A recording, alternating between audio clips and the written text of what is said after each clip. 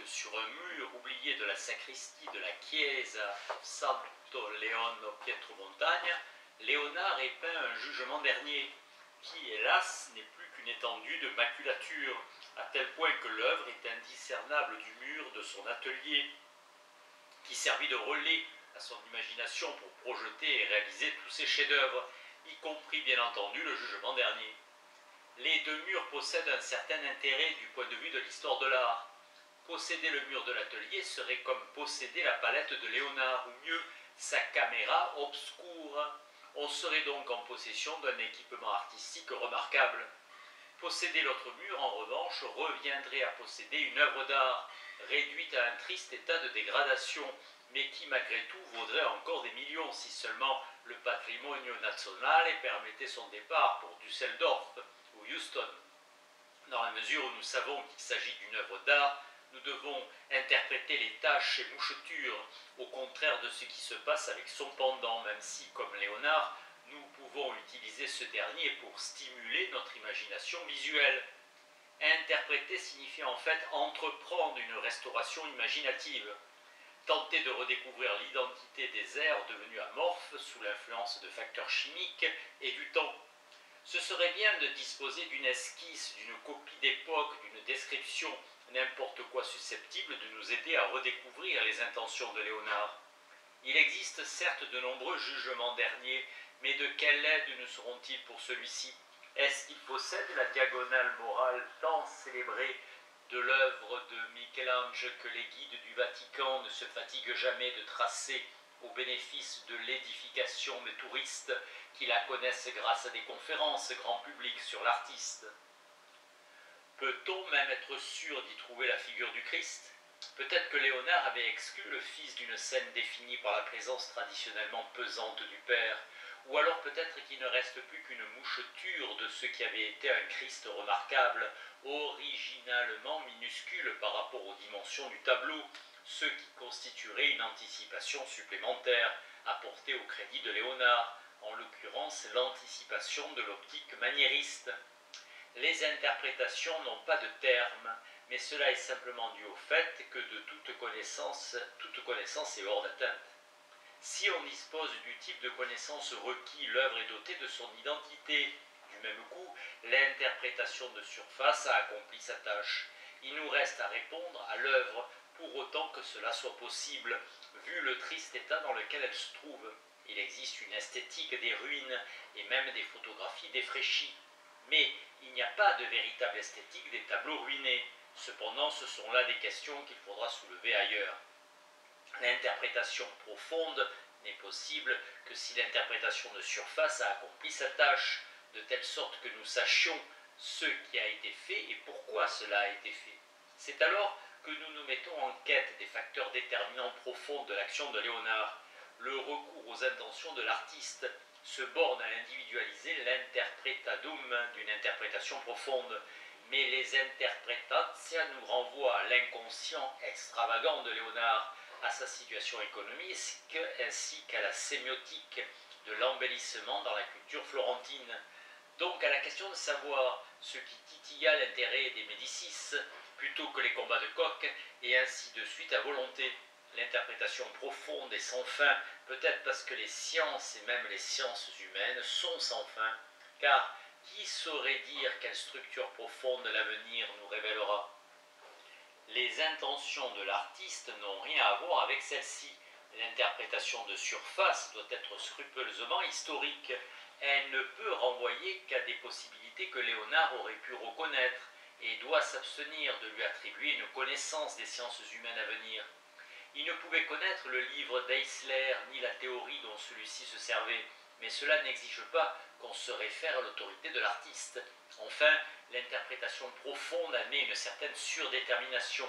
L'œuvre peut signifier beaucoup de choses différentes lorsqu'elle est placée sous le regard de l'interprétation profonde, sans qu'elle devienne pour autant indéterminée du point de vue de l'interprétation de surface.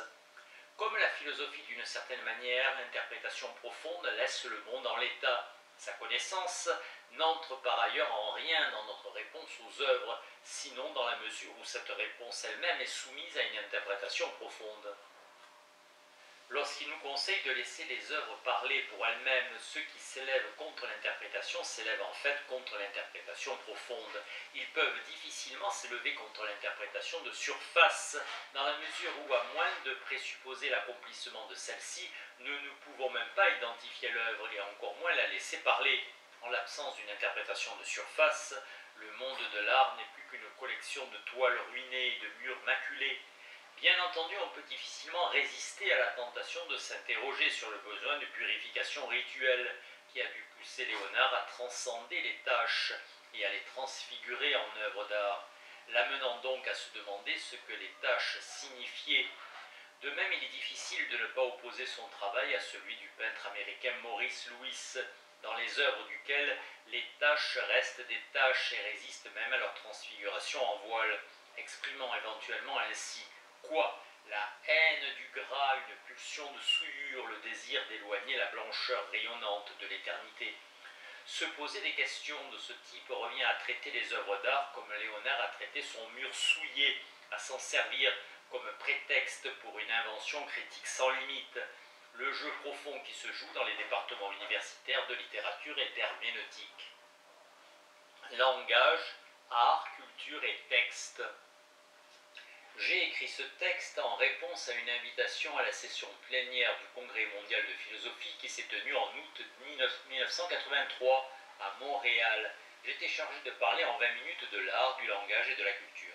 En vérité, il est plus facile de parler de ces trois thèmes pris ensemble que de l'un d'eux seulement.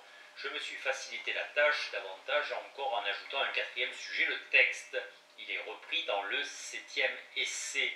Et je pense que les problèmes qu'il pose ont des conséquences importantes pour la philosophie des représentations mentales que j'ai élaborées ailleurs. En tout cas, le présent essai m'a permis de clarifier le sens dans lequel l'interprétation doit être relativisée par rapport à une culture, sans que cela entraîne le préjudice d'une thèse relativiste sur l'art.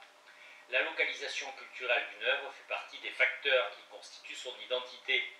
Il sera utile de se souvenir du fait que le concept de texte transcende la distinction entre dépiction picturale et description verbale, lorsque plus loin je m'occuperai des problèmes spécifiques que pose la distinction entre texte philosophique et texte non philosophique.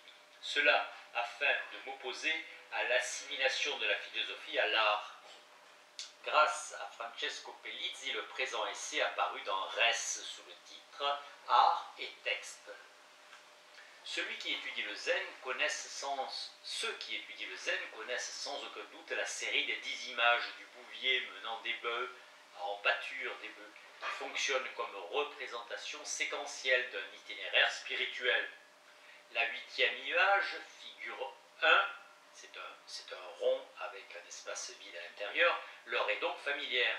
Elle consiste simplement à un cercle vide qui suit immédiatement l'image du bouvier en posture de contemplation, figure 2.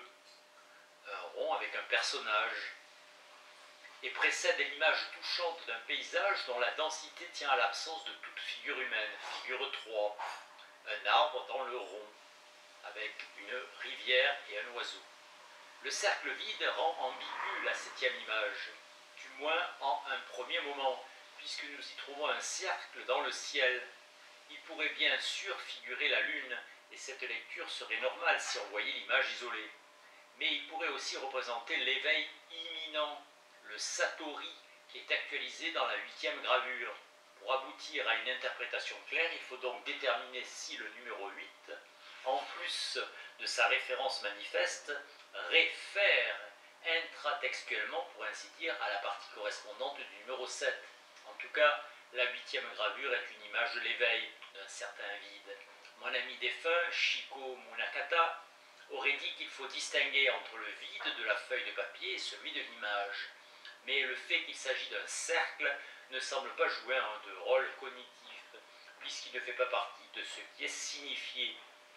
Nous n'avons pas affaire ici à un genre de mysticisme géométrique tel celui de la tradition néoplatonicienne en Occident, auquel Ficin pense sans aucun doute lorsqu'il affirme qu'en vertu d'un instinct nécessaire et naturel, tout esprit loue la figure ronde lorsqu'il la rencontre pour la première fois dans des objets sans savoir pourquoi il la loue. Nous savons qu'ici la forme circulaire ne joue pas de rôle cognitif, parce que les 10 images de la série du Bouvier menant ses bœufs en pâture sont toutes inscrites dans des cadres circulaires, de sorte que son caractère circulaire n'ajoute rien au numéro 8. Bien qu'il soit un cercle vide, il n'est pas à propos d'un vide circulaire. Il s'agit plutôt de ce vide totalement indifférencié que nous associons aux images bouddhistes. Cela signifie qu'une image indiscernable de celle-ci, mais extraite de quelques séquences néoplatoniciennes, aurait une signification toute différente. Celle-ci, à son tour, se distinguerait d'un cercle beaucoup plus ambigu, qui serait tel qu'on ne pourrait dire s'il est vide ou non, puisqu'il pourrait s'agir d'un disque, ni s'il s'agit d'une œuvre ou non, puisqu'il pourrait s'agir d'un simple diagramme. Pour toutes ces assertions, nous devons nous fonder sur des informations qui dépassent le domaine de la psychologie picturale. Celle-ci ne peut pas nous dire, par exemple, si le cercle de la 7e image de la série du Bouvier représente la Lune, auquel cas son pourtour se confondrait avec celui de la Lune, et le cercle constituerait une partie picturale de l'image. Ou s'il s'agit d'une vision anticipée de l'état décrit dans le numéro 8, auquel cas le pourtour du cercle n'aurait pas de lien avec celui de son objet, qui de toute façon n'en a pas. Le cercle ne constituerait pas tant une partie picturale, mais plutôt une image à l'intérieur d'une image, entretenant des relations psychologiques complexes avec le Bouvier en contemplation. Seule une connaissance indépendante du concept de Satori rend possible cette connaissance picturale particulière, et nous devons accorder celle-ci avec notre connaissance des possibilités picturales de la culture à laquelle l'œuvre appartient. Nous devons chercher à savoir, par exemple, si les auteurs des images et leur public y avaient atteint le genre de compétences picturales caractéristiques de nos propres bandes dessinées, auxquelles les images de la série du Bouvier ressemblent d'une manière si intéressante. La 8e gravure fait un peu penser au Boeing familier inscrit dans une bulle au-dessus de la tête du personnage, assommé ou occupant un cadre à lui seul. Bien qu'elle soit vide, ou au sujet du vide, la 8e image de la série du Bouvier a un grand impact sur le spectateur ou lecteur, lié au fait qu'elle représente le passage à un état spirituel doté d'une importance suprême.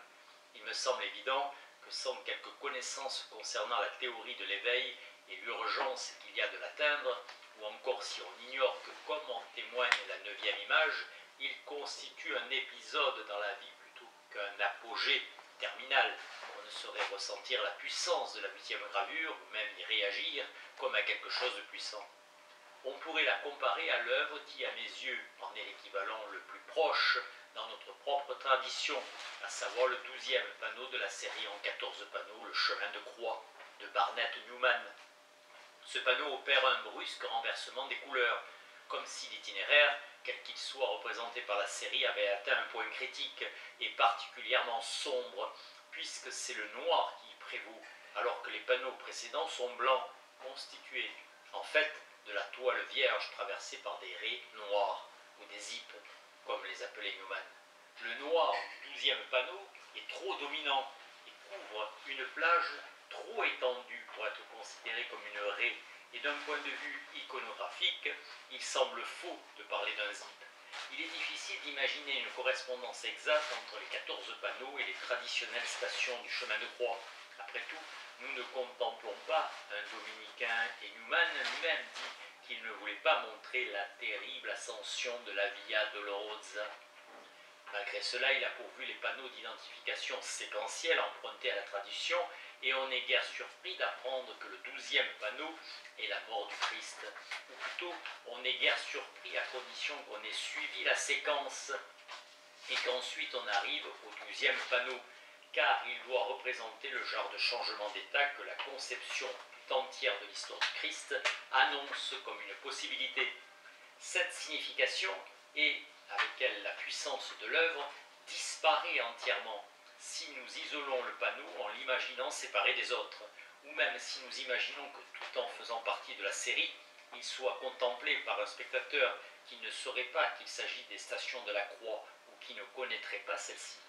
Quelqu'un pourrait évidemment stigmatiser le 12e panneau comme étant vide, non au sens spirituel du 8e cliché de la série du Bouvier, avec ses allusions au texte vide de la Tripitaka, ou au mur tout aussi vide devant lequel le body dharma est devenu ce qu'il est devenu, mais au sens courant, esthétique ou critique du terme, qui vint si facilement à l'esprit de ceux qui virent pour la première fois l'œuvre de Newman, même sur la scène artistique new-yorkaise, quand son existence fut enfin possible.